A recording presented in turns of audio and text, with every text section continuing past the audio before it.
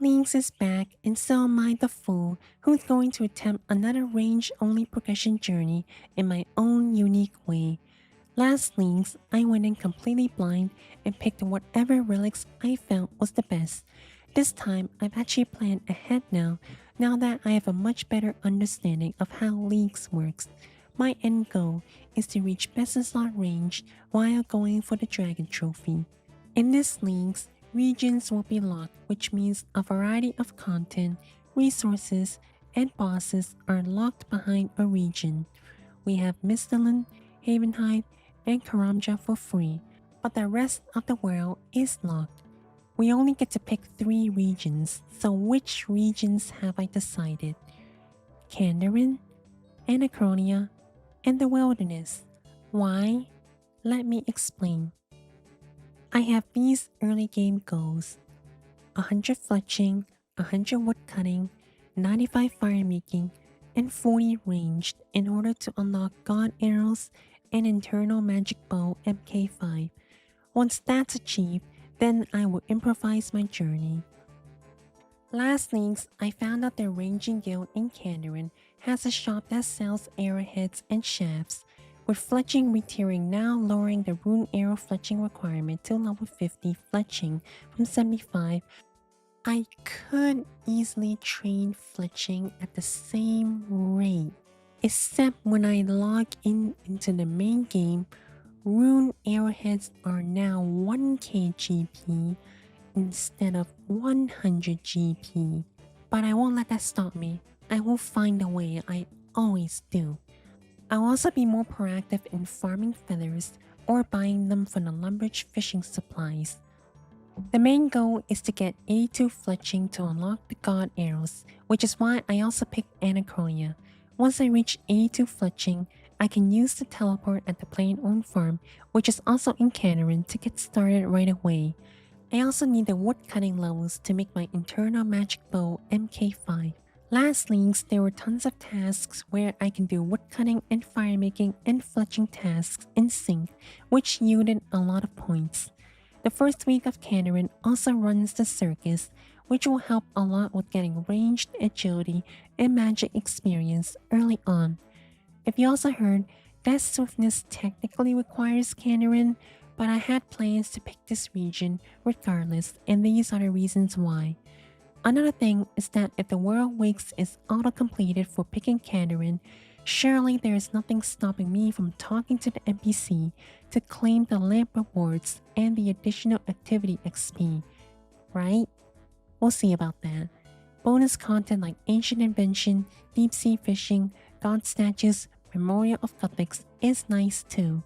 For Anachronia, as explained, the main thing I want are the Elder God Arrows, but in addition to that, I get access to Herbie Werby for easy herb experience, and Greater Ricochet is very core to the ranged combat style, so there's no way I'm dropping that. There's also the Agility course, and Double Surge, and the Totem of Vitality. Last but not least, Wilderness. At the beginning, the Wilderness provided a good source of unicorn horns to make unicorn stallions for healing before Beast of Burden. It's also the only way besides Feminic to get access to Akara mammoths. Demon Hide obviously for dungeoneering training, as well as getting Decimation and Eldritch Crossbow. Early on, the Abyss combat training, and later on, runecrafting training. So why am I not picking the desert, if you're wondering? Well, to me the desert is a huge barren wasteland, and I actually don't know what to do in the desert that will help with fletching, firemaking, and woodcutting. There's just nothing there that will help with that progression, at least in my eyes. Some skills, which I'll explain later in this video, are just not that important to level up early, and I can easily level them up later when the rates are much higher. So what am I losing for not picking Desert, Saren Godbow, and Gloomfire Bow? Unfortunately, there is no specialist relics, so that will be a huge loss, but it is what it is. Super Anti-Fire is the only source of Super Anti-Fires, which will suck. Aftershock, Caroming, and Planted Feet perks as well. I heard that if you get your hands on Siren components, you can still create the greater death swiftness.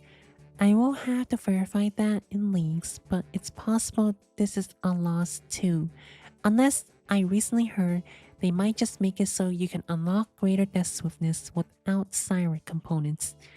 Corruption shot is also negligible, and devotion is locked to one piercing note quest, which is in the desert. Now, let's talk about relics.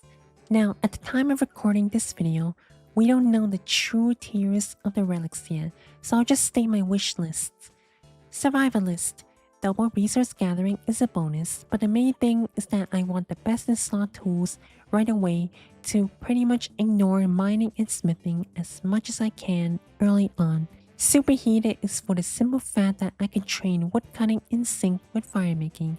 At the same time, I can get some GP, clue scrolls, and flasks. Nature's Network.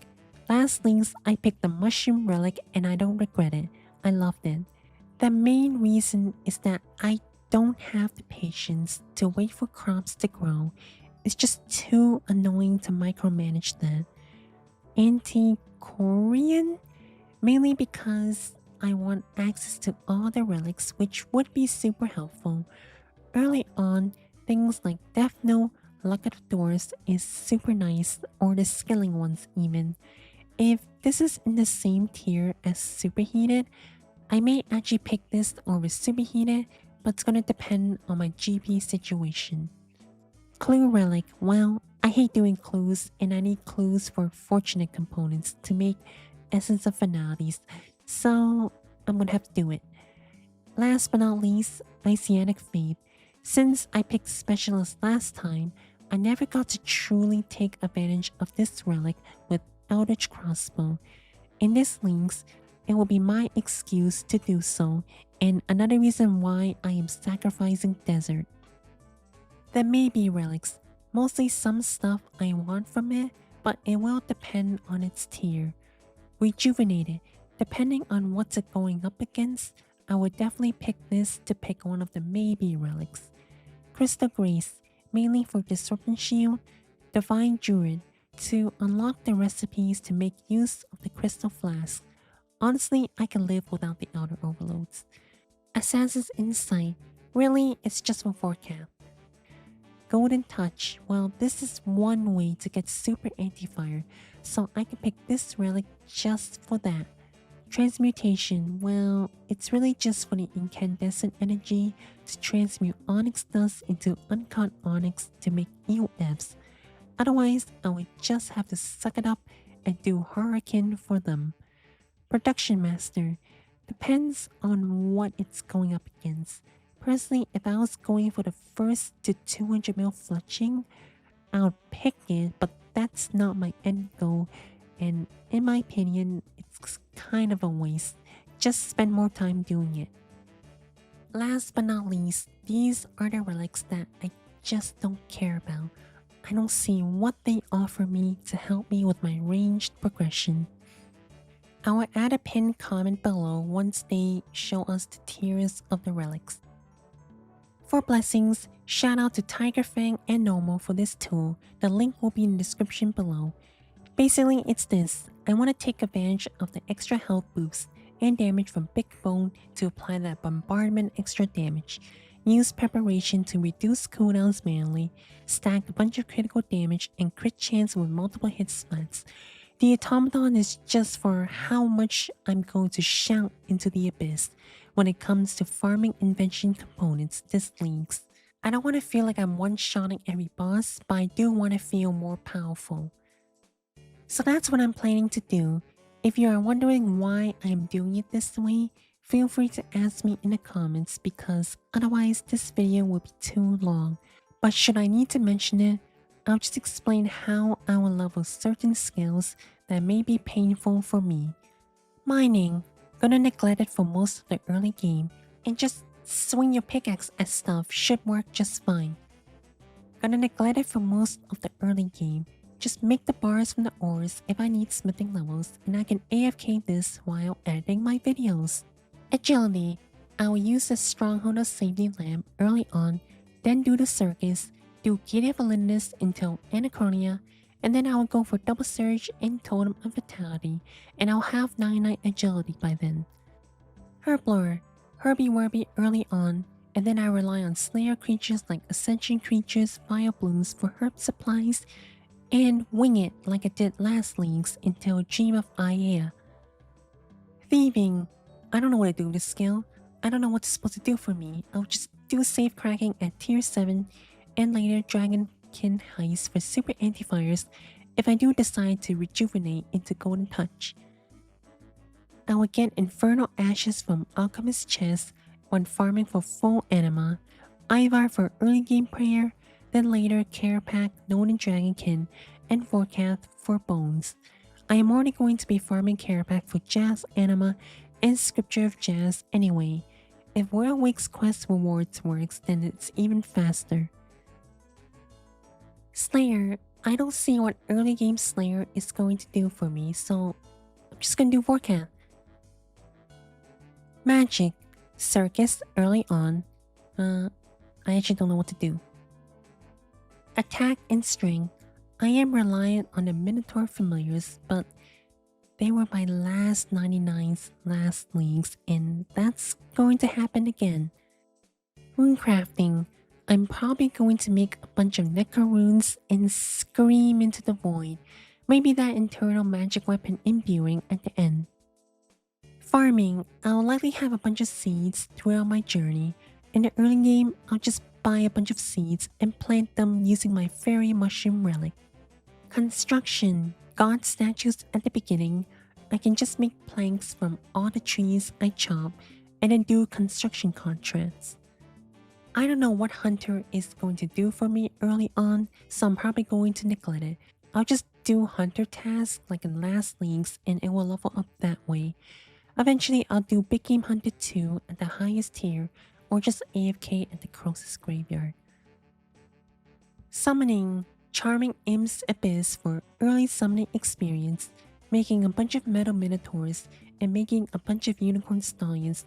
Honestly, once I have enough supplies, just make whatever. Archaeology.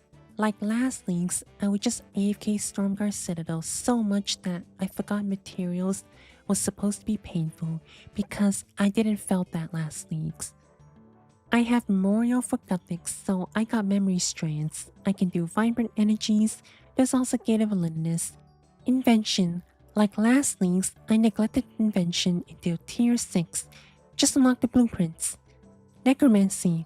Like last leagues, when trying to get darkness, I worry about it. Anyways, I appreciate if you stayed to the end to listen to this foolish plan of mine.